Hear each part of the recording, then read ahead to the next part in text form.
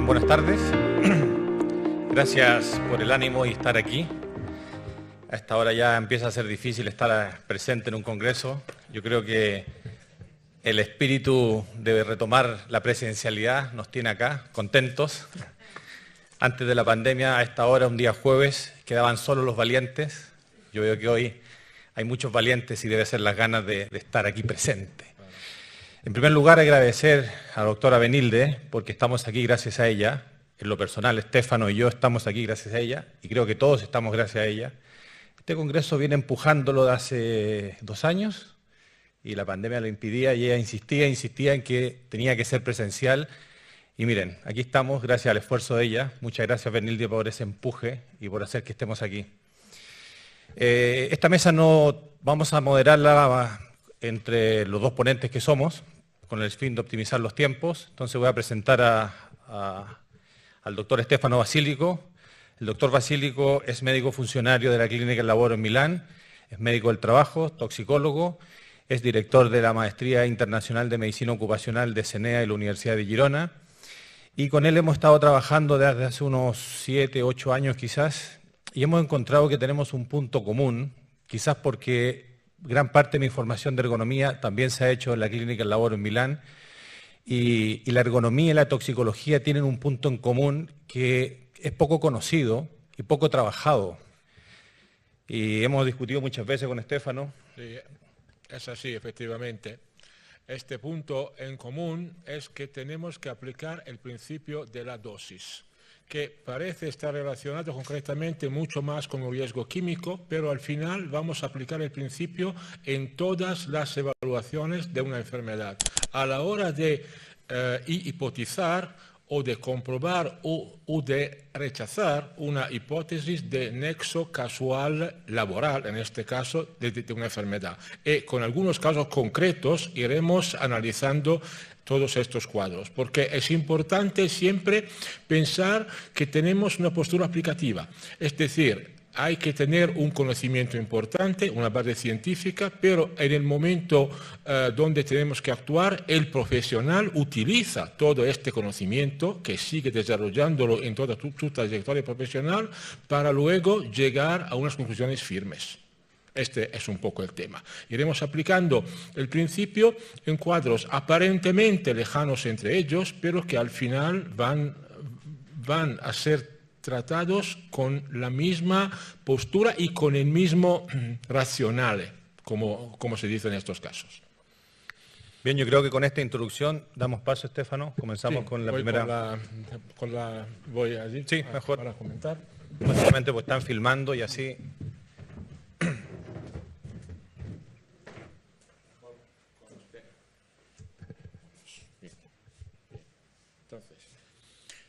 Lo que hemos comentado antes, vamos a aplicar el principio de la dosis, es decir, la inmortal enseñanza de Paracelso, en casos distintos entre ellos aparentemente, pero que requieren la misma postura.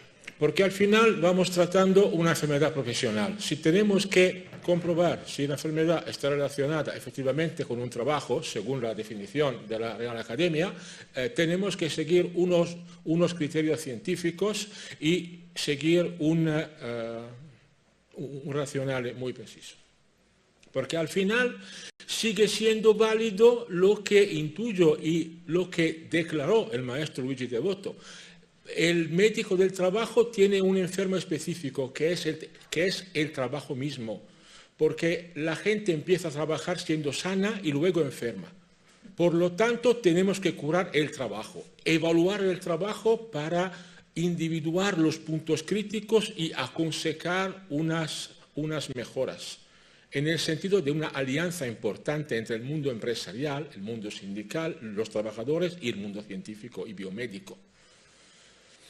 Al final, el itinerario lógico es el análisis del trabajo, análisis de las tareas divididas encima en actos elementales para individuar verdaderamente el punto crítico de una tarea, analizar el lugar de trabajo, luego identificación de los agentes o situaciones de peligros en sí mismas, es decir, un potencial peligro, y luego Todo esto supone dos tipos de mirada. Una mirada preventiva a la hora de aconsejar mejoras y prevenir que puedan ocurrir enfermedades o que tengamos unas epidemias de cuadros.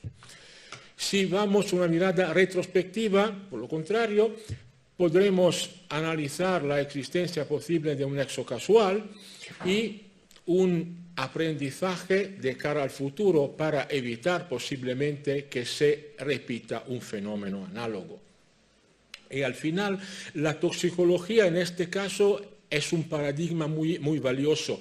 El peligro está relacionado con la característica intrínseca de un agente químico, el riesgo sigue a la exposición y la prevención es todo lo que yo puedo actuar prácticamente a la hora de prevenir todo esto. Porque al final el mismo agente químico puede provocar efectos muy distintos entre ellos. Por ejemplo, muy clásico, la diferencia entre un efecto agudo y crónico, y es el mismo agente. Por lo tanto, las condiciones de exposición, el tamaño, la duración y todo, es el punto clave. Es lo que vamos a evaluar concretamente. El principio es este. Estaremos en deuda toda la vida y más con este genio que tuvo esta intuición. Porque al final el umbral de dosis es un principio que para nosotros es increíble. Podemos llegar a un principio que vale para una terapia. Claro, vale en el caso de los valores límites que no se quedan en los agentes químicos, sino valen por el ruido, para el levantamiento de cargas, etc. Es decir, es un principio holístico en el campo de la medicina del trabajo que vamos a aplicar. Al final, el legado de Paracelso es que vamos a analizar las tareas, la exposición, para quedarnos por debajo de un límite que sabemos es el confine entre un efecto o un no efecto. Al final, todos estos racionales son los internacionales. Al final, porque ¿cuál es el problema? Cualquier enfermedad puede ser idiopática, es decir, espontánea, o tener una causa concreta. Poder identificar con certidumbre una causa concreta requiere la aplicación de un principio firme, un principio científico, un método científico, porque si no, no llegaremos nunca a comprobar la existencia de un nexo casual.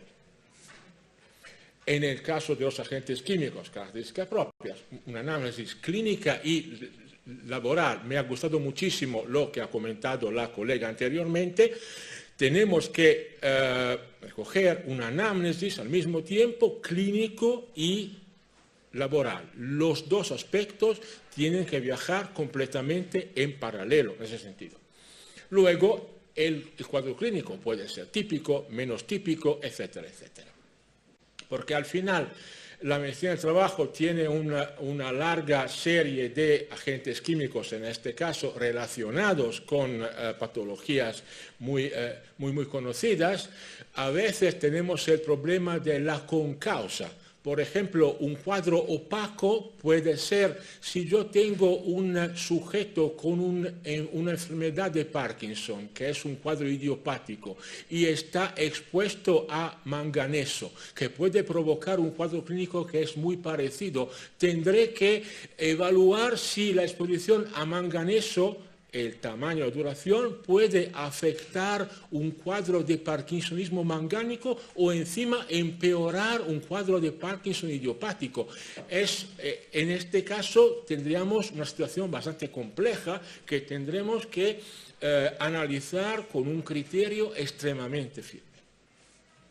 Al final tenemos que hacer un análisis individual en el sujeto, un análisis laboral con muchísimo cuidado. Luego tendremos que considerar el síndrome objeto de una evaluación, con todo lo que ya hemos comentado anteriormente de la dificultad del registro, la colección de los datos, porque lo que no se registra no existe, es verdad, esta es una plaga, porque al final necesitamos de números. para individuar un trend, un porcentaje, una mejora, un empeoramiento, etcétera, etcétera. Al final, ahí vamos a decidir si el nexo existe o no existe, y luego tendremos que preparar un informe que puede ser judicial, si estamos enfrente de un juez, puede ser un informe técnico, etcétera, etcétera. Al final, los criterios son muy simples aparentemente, pero tenemos que seguirlo de una manera extremadamente rigurosa. La patología tiene que ser típica o, aún más, si es así, patognomónica de la exposición. La exposición tuvo que ser suficiente en duración, en tamaño. Esto vale para un cáncer, para una intoxicación o para un trastorno musculoesquelético. Vale de la misma manera. Luego, si tenemos una latencia suficiente, es decir, desde la exposición, cuánto tiempo ha pasado o desde el inicio o desde el cese a veces, porque tenemos cuadros distintos según el tipo de agentes de oxidación peligrosa.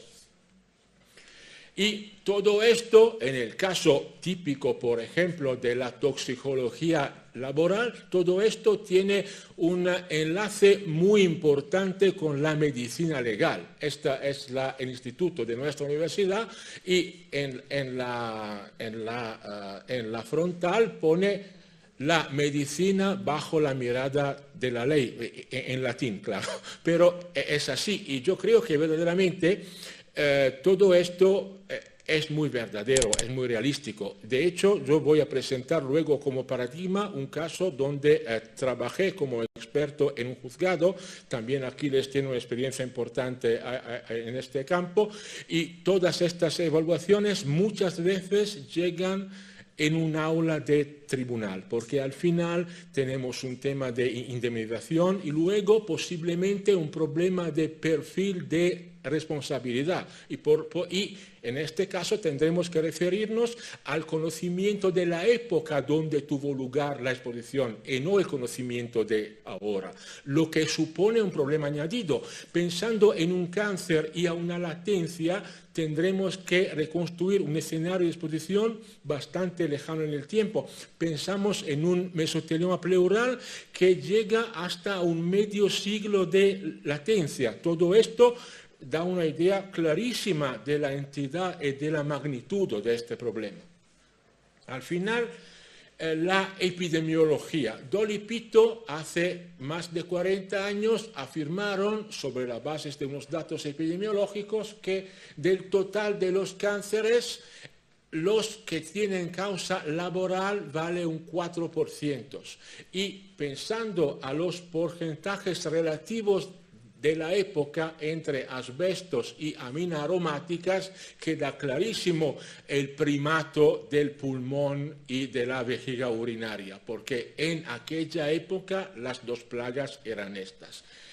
Esta atribución ha sido criticada a lo largo de las décadas por infravalorada, pero al final unas reevaluaciones epidemiológicas más recientes, de hace 5 o 6 años, confirmaron este 4%, que parece poco, pero no es poco en términos absolutos, con lo que ya hemos comentado del aspecto clave del registro. Sin registro siempre faltarán datos, siempre faltarán evidencias y siempre faltarán conocimientos para seguir mejorando nuestras estrategias preventivas. Estas son las dos publicaciones clave en este sentido. Vamos a analizar como paradigma un caso concreto. En este caso, un cáncer pulmonar de supuesto origen laboral relacionado con exposición a asbesto. Es un paradigma importante porque el asbesto sigue siendo un problema importante. En este caso ha sido un varón, falleció 2 años después del diagnóstico, se jubiló 10 años antes del diagnóstico de cáncer, ha trabajado siempre en el sector metalúrgico. Os adelanto un tema importante: este señor nunca en su vida, nunca jamás ha sido fumador.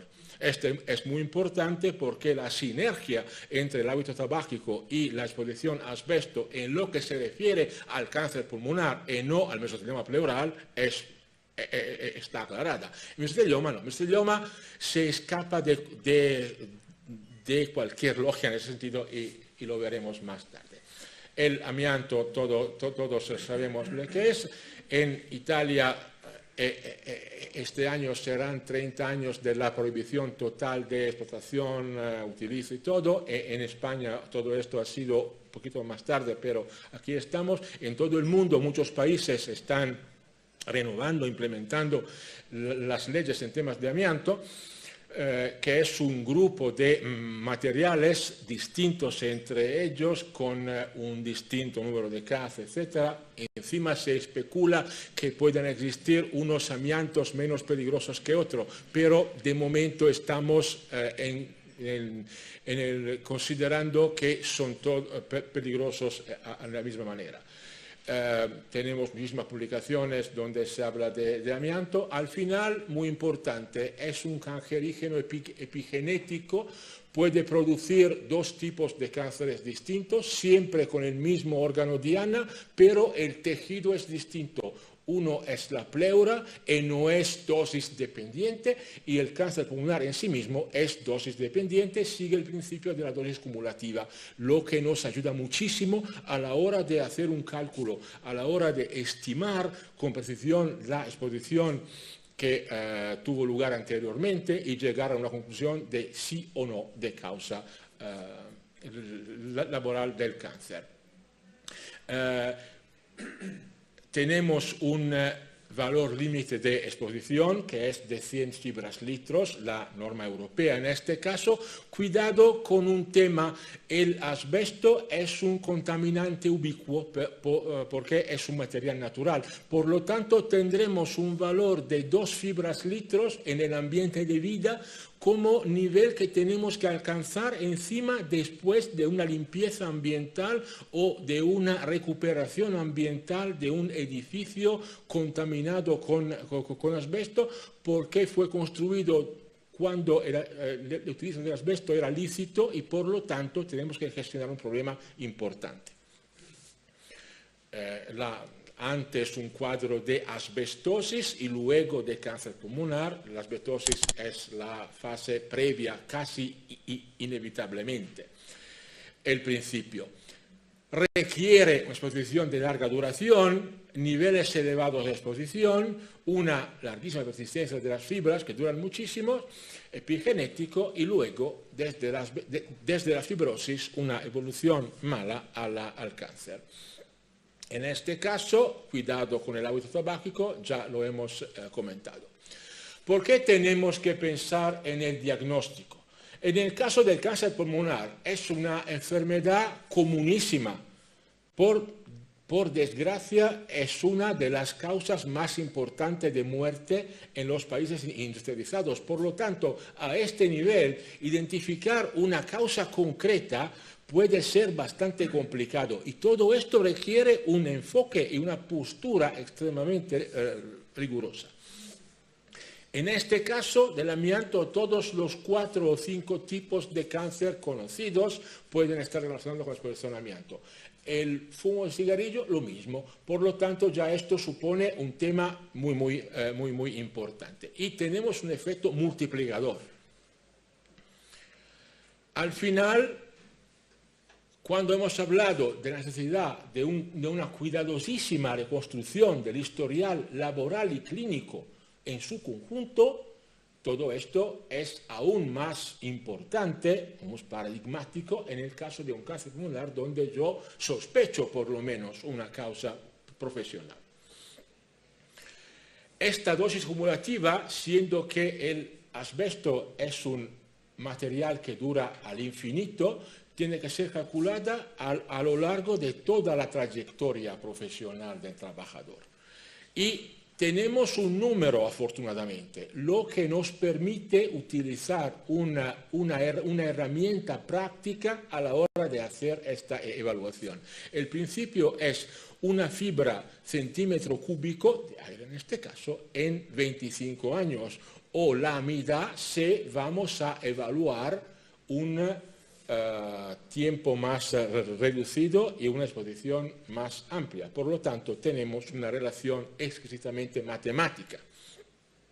En este caso, la análisis laboral de este señor confirmó las tareas con exposición a amianto puntualmente, en una época donde el utilizo del amianto era totalmente lícito. Por lo tanto, en este momento estamos evaluando el nexo causal. Luego, siendo que este tema fue objeto de un juzgado y tuvimos que proponer al juez una evaluación de responsabilidad, tengo que decir cuál era el conocimiento en los años 60 y el nivel de exposición, por ejemplo, y las precauciones que tenían que ser respetadas. Es decir, se hizo todo lo que era posible teniendo en cuenta el conocimiento de la época o no. Todo esto supone un posible perfil de responsabilidad a nivel judicial, por ejemplo.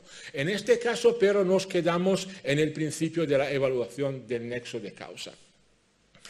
Ha trabajado siempre en la misma empresa en 3 décadas, lo que ha facilitado en este caso porque ha sido un trabajo menos complicado si tenemos que buscar una empresa que ya no existe, un cuadro distinto, todo lo que se ha comentado en la mesa anterior. El trabajo concretamente era una construcción y mantenimiento de dispositivos eléctricos, donde el amianto estaba utilizado por doquier. Al final, y trabajando con ingenieros en este caso, ingenieros de producción, lo que me permite destacar la relevancia del trabajo en equipo. Toda esta evaluación requiere la participación del médico, del químico, del ingeniero, etcétera, etcétera, para llegar a una conclusión firme y compartida. Y los profesionales tienen que encontrar un idioma común y sentarnos alrededor de una mesa y compartir nuestros conocimientos, lo que no es siempre fácil, pero hay que conseguirlo por fuerza. Al final hemos dividido la exposición directa e indirecta, refiriéndonos al total de las horas laborales en un año. Hemos individuado una tarea la más relevante en términos de porcentaje de actuación, no menos que como relevancia de la exposición, con un promedio bastante amplio, teniendo en cuenta que ahora el valor límite son 100 fibras litros, allí estamos en un punto de 5.000, por lo tanto era otra época, pero todo esto sigue siendo importante a la hora de pensar a un nexo causal. Otras tareas con exposición indirectas o tareas menos importantes desde el punto de vista numérico, pero que concurren en el total de la exposición, siendo que vamos a una dosis cumulativa, por lo tanto todos los elementos son importantes.